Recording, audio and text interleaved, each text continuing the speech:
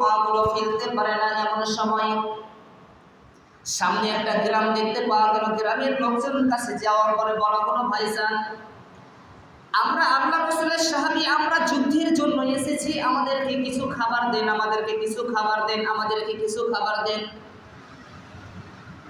এলাকার প্রত্যেকটা লোক বলল, আমাদের কাছে খাবার আছে, কিন্তু আমরা তোমাদেরকে খাবার দিব না।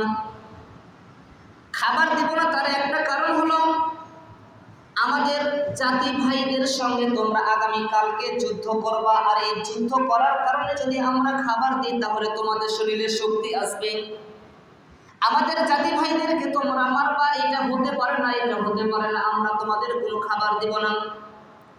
আর আল্লাহ রাসূলের সাহাবীরা তারা জঙ্গলের দিকে চলে গেল। জঙ্গলের দিকে যাওয়ার পরে হযরত আবু বকর জঙ্গলের একটা গাছের উপরে দাঁড়িয়ে বলল, এই জঙ্গলের বাঘ, এই জঙ্গলের হিংস্র প্রাণী, তোমরা যারা এখানে আছো, তোমরা আমাদের কোনো ক্ষতি করবা না, আমরা আল্লাহর বান্দা, আল্লাহ রাসূলের উম্মত।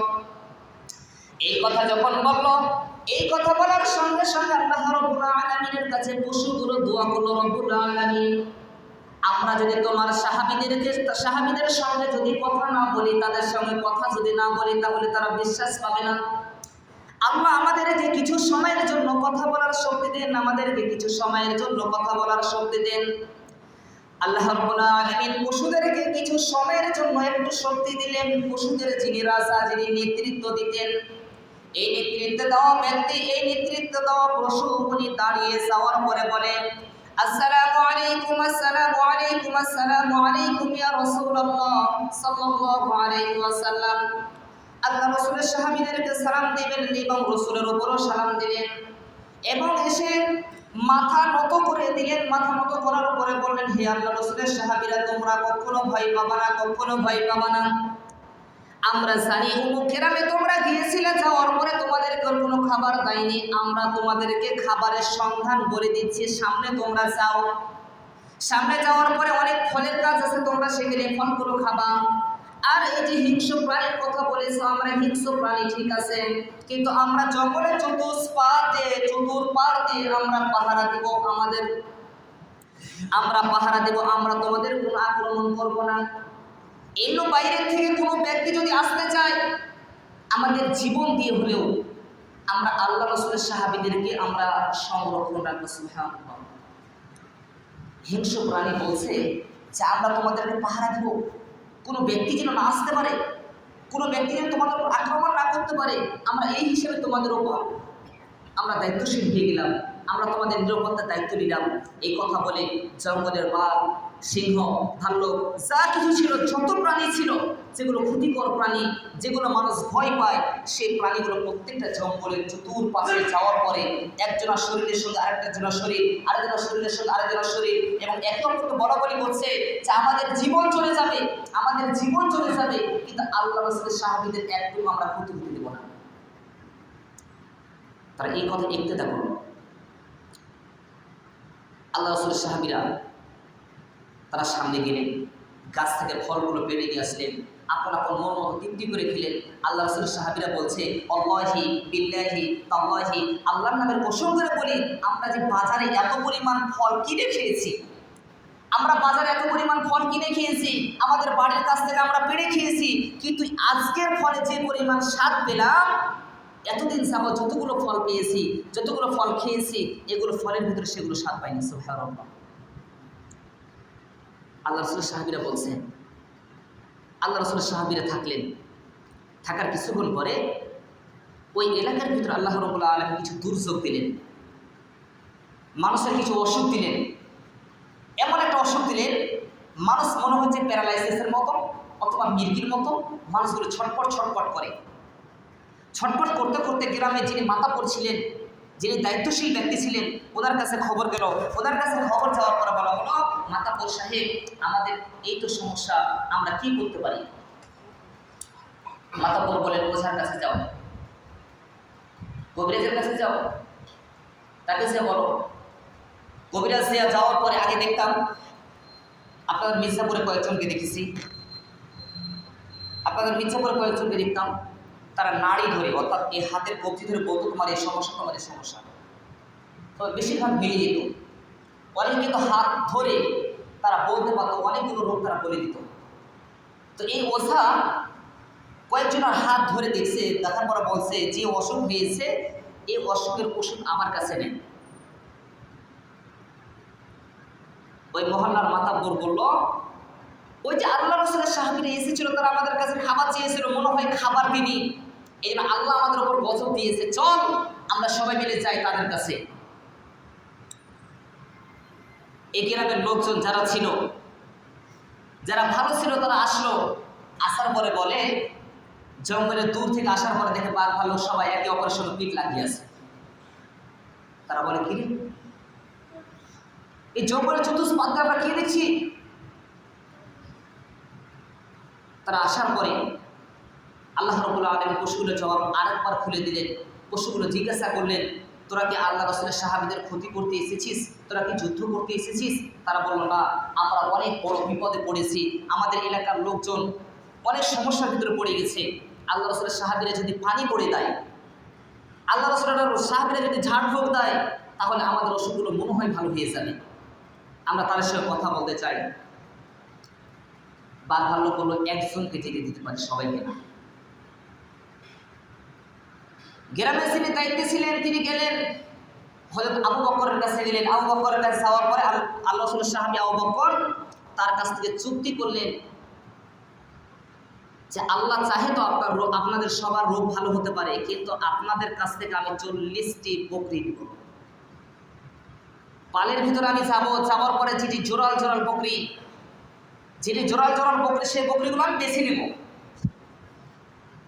হযরত আবু বকরের চুক্তি শুনে তার রাজি হয়ে গেল। আল্লাহ রাসূলের সাহাবী আবু বকর বললেন, একটা পাতিলে করে পানি নিয়ে আসো। পানি নিয়ে আসা হলো। পানি নিয়ে আসার পর আল্লাহ রাসূলের সাহাবী আবু বকর সূরাতুল ফাতিহা 40 বার অথবা 41 বার পড়ার পরে ওই পানির ভিতরে ফু দিলেন। ফু দেওয়ার পরে বললেন আল্লাহ রাসূলের সাহাবী যে এই বালতির এই যে পানি পড়ে দিলাম, এই পানির সঙ্গে আরো অন্য পানি জোর দিতে থাকবা, মানে বাইরের পানিগুলো এই পানির সঙ্গে মিশাল দিবা, আর প্রত্যেকে যে যতটুকু পরিমাণ পানি পান করবে তাকে ততটুকু পরিমাণ পানি পান করাবা।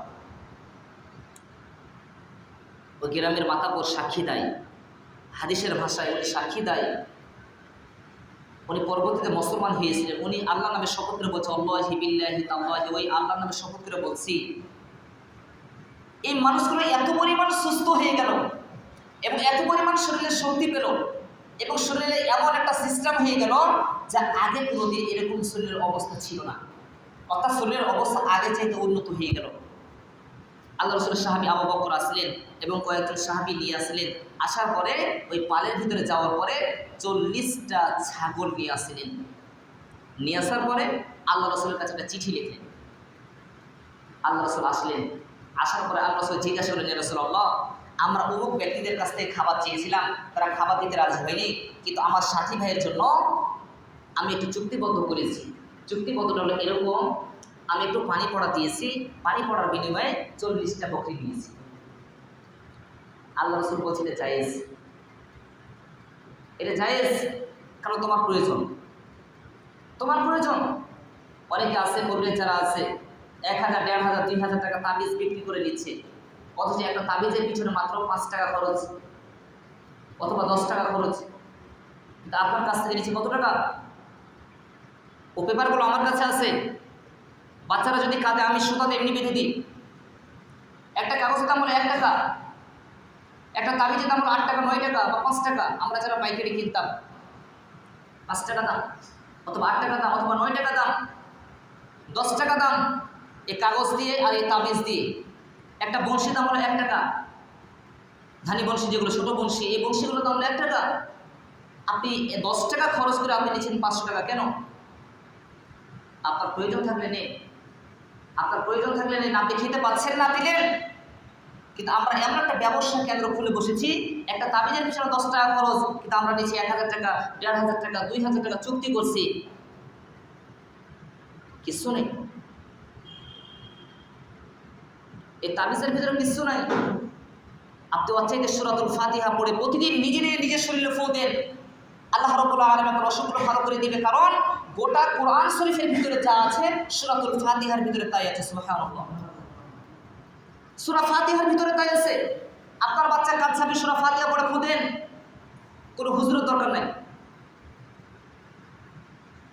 তারপরে যদি আল্লাহ না সারায়, তারপরে কার দ্বারা কি হয় সেটা ভিন্ন কথা। কার আমল কতটুকু পরিমাণ, কার আমল আল্লাহ কবুল করে, কার আমল কবুল করবে না, এটা বলা যাবে না। আগে আপনি নিজে চেষ্টা করেন। আমাদের কাছে আসলে আমরা সূরা ফাতিহা পড়েই ফদি, আমরা অন্য কিছু বাইরের কিছু পড়ে ফদি না, কোরআন শরীফ আরো অন্য আয়াত পড়ে ফদি না, আমরা সূরা ফাতিহা পড়েই ফদি,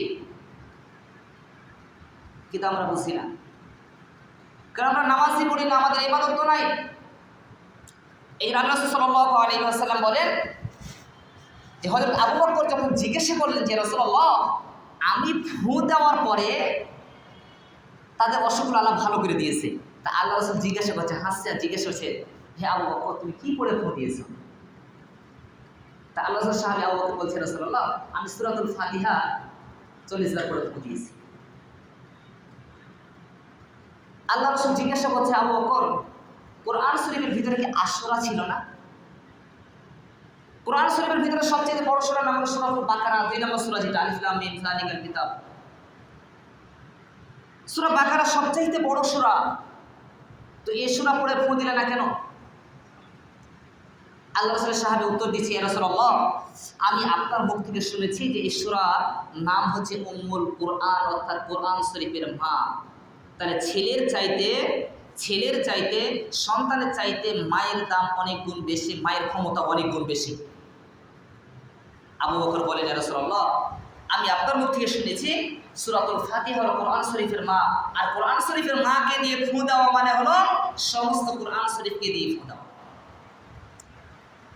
সম্মানিত হাজিরিন, এরা আমাদের সন্তানদের যাদের অসুবিধা হয়, আমাদের অনেকের এই যে গুড়গুড়ি নামে, আপনি মুখের একটু থুত নেন, মুখে থুত নেওয়ার পরে বাসি থুত, মুখ ধুবেন না, এই থুতটা নেন, ওই জায়গাটা একটু নাড়েন, সূরাতুল ফাতিহা 7 বার করে 7টা ফু দেন, আপনার অসুখ ভালো হয়ে গেছে ঘুম থেকে। একটা কাজ করবেন, সেদিন শুধু মাছ গোস খাবেন না। আপনার এই যে কণ্ঠনালী ফুলে গেছে, এই যে গলাতে টেপ মারে, এই টেপ মারার দরকার নাই। আপনি শুধু মুখের বাসি থুত একটু করে নিন, নাড়েন, আর সূরাতুল ফাতিহা 7 বার করে 7টা ফু দেন, 1 লাখটাই ফু দেন, কাজ হবে। শুধু মাছ গোস খাবেন না, একটা দিন খাবেন না, ভালো হয়ে গেছে আপনার। আমাদের কাছে আসলে আমরা ওইটাই করি।